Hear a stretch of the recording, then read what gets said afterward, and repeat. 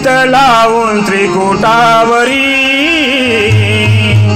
मानवा शोधरे अंतरे चित लावून त्रिकुटावरी मानवा शोधरे अंतरे चित लावून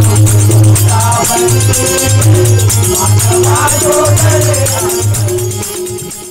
काला केला आम्हाला याच ठिकाणी एक ज्ञानाचा काला. आज या गावामध्ये हे ज्ञानाचा काला आहे आणि ध्यानाचा काला आहे. ध्यानाचा एक काला आहे. ध्यान माणसाला कुठं लागत नाही, बोलण्याला बसण्याला हर गोष्टीला एक ध्यान. मुलं आहे, शिकणारी मुली आहे, तुम्हाला ध्यान नाही लागत का? मास्तरनं काय सांगितलं, हे ध्यान एक समस्त फलो का परदाता आहे म्हणून बाबा म्हणलेलं आहे. ध्यान माणसाच्या जीवनामध्ये एक मार्गदर्शक आहे आणि ध्यानच माणसाला कुठं नेते? समाधीकडे नेते. ध्यानच कोणीकडे नेते? माणसाला एक समाधीकडे नेते. आणि बाबाजी, जना, मीराबाई, संत तुकाराम ते तिथं जाऊन पोहोचले. आपली हे ध्यानाची पहिली पायरी आहे.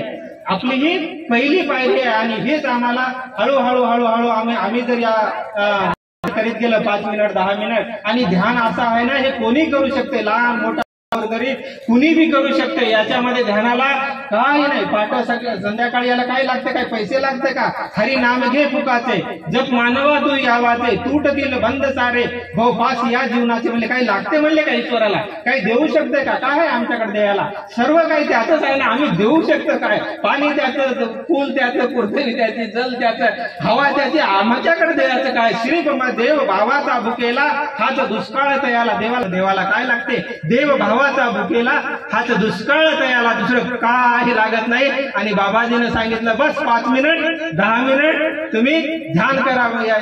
एवढंच बाबाजी सांगला. बरेच लोक ध्यान करायला त्याचे त्यांना अनुभव माहित आहे, त्याच्या जीवनात त्यांना सुख शांती मिळाले. आणि सर्वात मोठी गोष्ट एक नवीन विवेक जे आपले असे मुलं आहेत, युथ आहेत, हे एक आध्यात्मिक रस्त्याकडे लागायले, व्यसनामधून दूर व्हायले. नाही, माणसाला जीवनामध्ये काय पाहिजे? माणूस एक चांगल्या मार्गाला लागणं, व्यसनामध्ये दूर होणं आणि एक सत्संगाकडे लागणं, हेच या सत्संगाचा उद्देश आहे. आणि मला आज बराच वेळ झाला आणि मला या गावचे सरपंच, या गावचे नामदेव पाटील, या गावचे वडील मंडळी, युथ मंडळी, आई बहिणी यांनी मला जे 2 गोष्टी इथं बोलायचा मोका दिला, मला 2 गोष्टी बोलायचा मोका दिला. याच्यामधून मला माझी काही चुकबुल जरी झाली असेल तर मी क्षमा.